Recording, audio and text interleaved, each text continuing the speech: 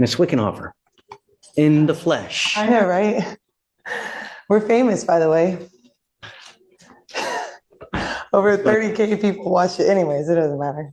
I have to read off my phone, so I apologize, but It's okay. it says, Your Honor, I was convicted of driving while intoxicated in this court on October 14, 2019, under cause number 222. You already got it.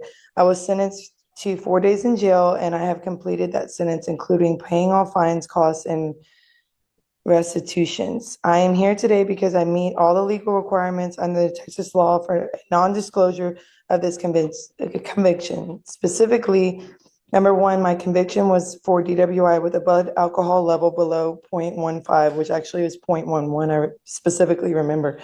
I was not placed on community supervision for this offense. This offense did not involve an accident with another person. I finished my sentence over 5 years ago. I have not been convicted or placed on deferred adjudication for any other crime except for minor traffic violations. This conviction from 6 years ago is still hurting my reputation and my ability to grow in my career. I deeply regret my actions and have learned from my mistakes. Since then, I have worked hard to turn my life around, and I am asking for a second chance. Granting this non-disclosure will allow me to fully move forward, both personally and professionally. It would help me reach my potential and improve my future. Thank you. Absolutely. Okay, pause. Did you catch that? She's laying out her full eligibility under Texas law for non-disclosure. But here's the twist. Even if you check all the legal boxes, the judge may still say no. Why? Because it all hinges on the specific wording of the law and whether you pleaded guilty. What do you think? Should prior mistakes define someone forever? I don't think I can. Show me where you think I can, but non-disclosures are traditionally for people who take deferreds, complete the deferreds, and are eligible to have it sealed. Expunctions are for those that meet the requirements where if a case gets dismissed, they can have it expunged. Here, when you plead guilty, I don't think you're eligible for either. And the thing about it, I can't give you legal advice. I can't tell you how to look this, how to look that. But if you have a piece, or if you can show me the law that says I can give you a non-disclosure, and I can tell you, Ms. Wickenhofer, I love it, and I've told you this before, I love it when people try to better themselves, right? If I can, I will, because I'm always about trying to make someone's life better, right? Yes, but I have to follow the law. I can't just say, okay, I can't just rubber stamp and do it just for the sake of doing it. There has to be a law, because if not, they appeal it and I'll get overturned. Yeah, I think it was the points I said, because I was under a certain amount of alcohol in my system. What matters is the ultimate result in the case. Did you plead guilty? Did you do a probation? Did you do a deferred? I think that the legislature even now made deferreds available for certain types of DWIs so that people don't get convictions. Right. But we never do them, right? But you can, right? And it's surprising that no people do deferreds on DWIs. Traditionally in Harris County, Judge, we don't even offer deferreds on DWIs. But theoretically, if you go without an agreed recommendation, we could, and I think that we may have. I don't remember, but so they don't grant deferred here then in Harris County. No, you can. It's You have to pay more money. So it sounds like. No, it's not about money. It's about, there are other options that are better. Okay. For some. So. Now, this is the kind of judge who micromanages every decision. And honestly, that's rare. He's explaining how pleading guilty locks the door on options like non-disclosure or expunction. This is your legal life lesson moment. Always understand the full consequences before taking the easy way out. Would you risk it? Because they didn't give me the option to.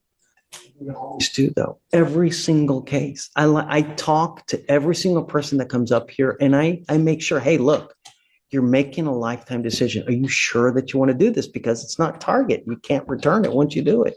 Yeah. I literally, every person I scrutinize, micromanage. That's why we're still here. It's 110 when most judges are gone by I now, right? understand. Yeah, people tell me. I really care about everybody that rolls here and I want everybody to get the great result. And I don't know what was happening in your life at the time when this happened. Why did it end up like this? Was there something other? Did you have other charges elsewhere? If you can show me in the law that I can, then let's talk. That means you got to get it, In writing. No. Go through the actual,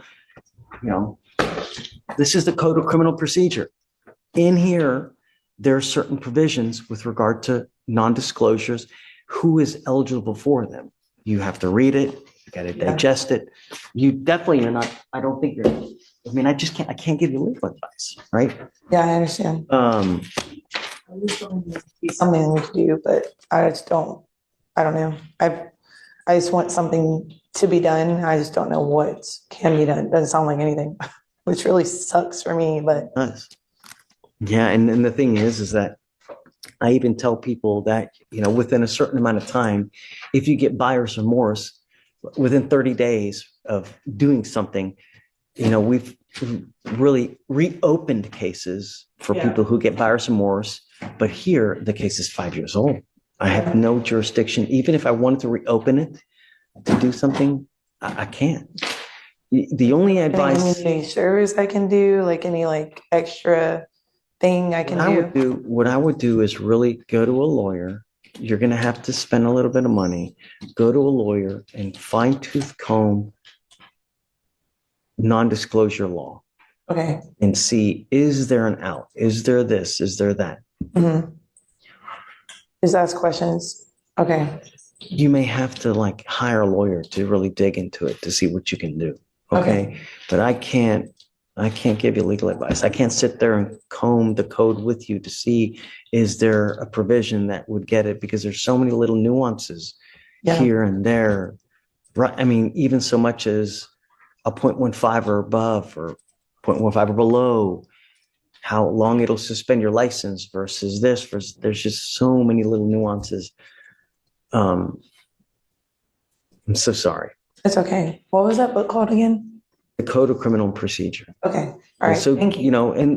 Google Code of Criminal Procedure, Texas non-disclosure, and even if you do that in Google, you'll have so many other lawyers' sites. Read through all those. Okay. But I don't think that I can. Once you plead guilty, that's it. That's why I caution everybody, when you take the easy way out, when you do something like this, it's a lifetime thing. Yeah, I understand. Thank you. Sorry, Ms. Wickenoff. Hi, Ms. Burnett. Hello.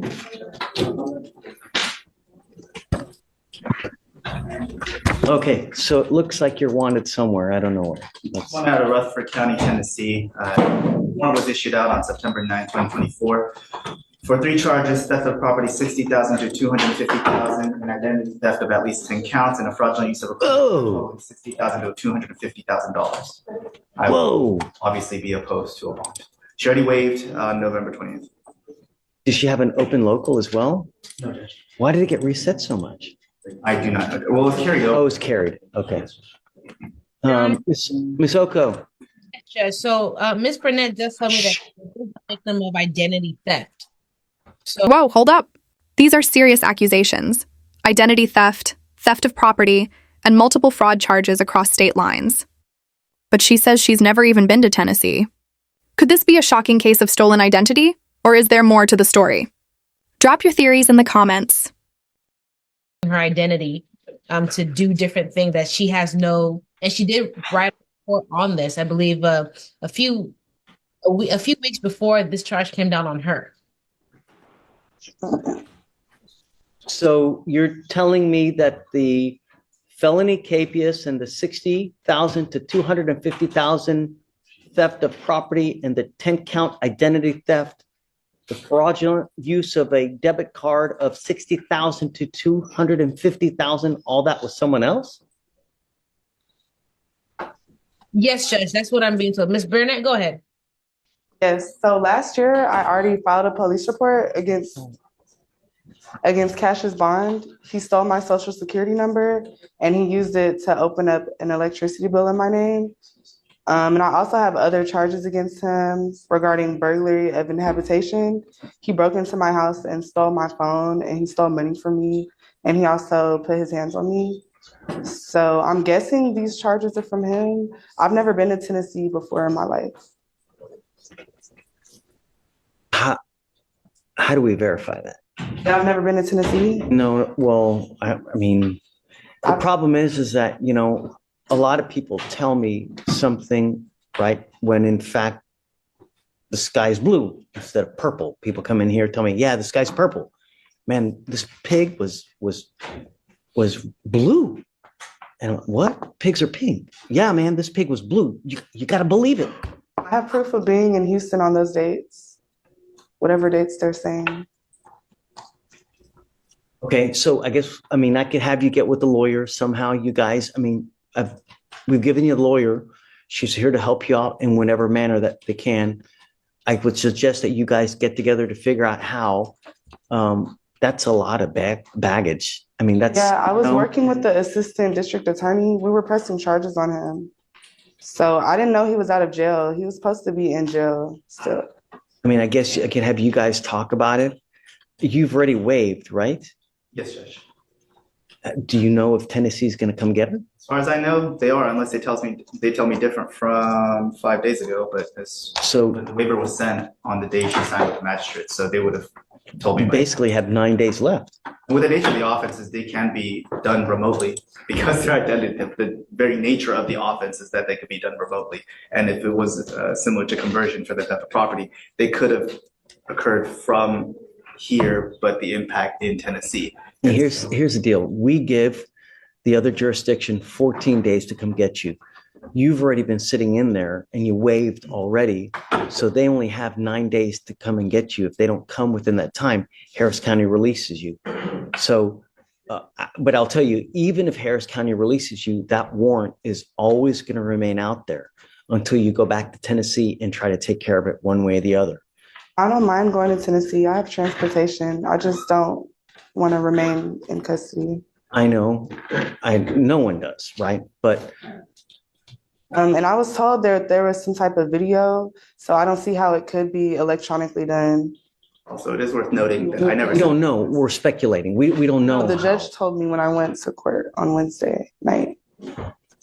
What was on video? They said they have a video of me and Cash's bond in Tennessee. Just give me a second, Jake. Okay. I don't get access to any of that. Right here, all we were worried about is identity. Are you Naomi Burnett? And if you are, we establish the identity, that the charges are proper. If so, how do we go forward?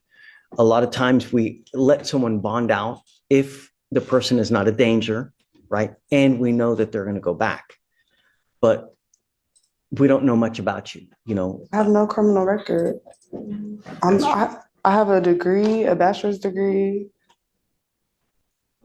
So if it's a matter of verifying the identity, if she's contesting identity, then she can withdraw the waiver and we can go for a governor's warrant. Or I don't think she's contesting identity. She wants a bond, is what she wants. Like I said, with the amount in the offense, with $250,000 on both theft of property and fraudulent use of credit card, and the fact that it's 10, which would be a third degree or second degree felony here, is that I'd be opposed with the sheer amount that is being alleged. Yeah, one of the other things is that the higher level of charges, the more unlikely it is that we're going to give a bond, because the higher likelihood a person has of taking flight and not going back.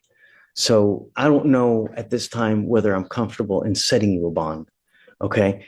I don't know what connections you have here. I don't know what connections you have there. And the last thing I want to do is lose you, because that's a lot of stuff to answer to. And we want to make sure that, you know, whoever it is that has those charges is able to answer up to those charges. So I also say that I already have a lawyer ready in Tennessee. So what we can do here, what we can do is I can have you talk with Ms. Oko, figure out if there's some way that you can show that it's someone else, right? And if so, then we can talk more.